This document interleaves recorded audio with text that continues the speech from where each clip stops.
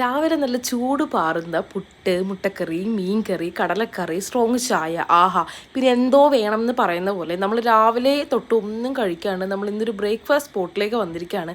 വേറെ എങ്ങുമല്ല, നമ്മുടെ ചെമ്പക്കരയിലുള്ള കണ്ണേട്ടൻ്റെ കടയിലാണ്. അപ്പോൾ ഇതേ നോക്കൂ, രാവിലെ നല്ല ചൂട് പാറുന്ന പുട്ടുണ്ട്, തേങ്ങ അരച്ച മത്തിക്കറി ഉണ്ട്, കടലക്കറി ഉണ്ട്. പിന്നെ നമ്മൾ പുഴുങ്ങിയ 2 താറാമുട്ട പറഞ്ഞിട്ടുണ്ടായി. ഞാൻ താറാമുട്ട കഴിക്കാത്ത ഒരാളാണ്, എന്നാലും ഞാൻ കഴിച്ചു.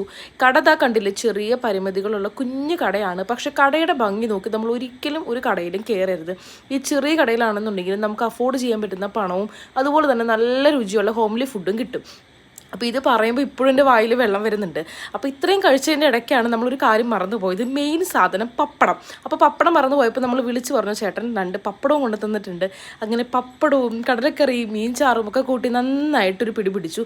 ഇതാണ് കട, സൺഡേ ഹോളിഡേ ആണ്. ലൊക്കേഷൻ വരുന്നത് വേറെ എങ്ങുമല്ല, നമ്മുടെ ചമ്പക്കരയിലെ സ്റ്റുഡിയോ വന്നിട്ടുണ്ട്. ഈ സ്റ്റുഡിയോയുടെ ഓപ്പോസിറ്റ് ഒരു ടെമ്പിൾ ഉണ്ട്.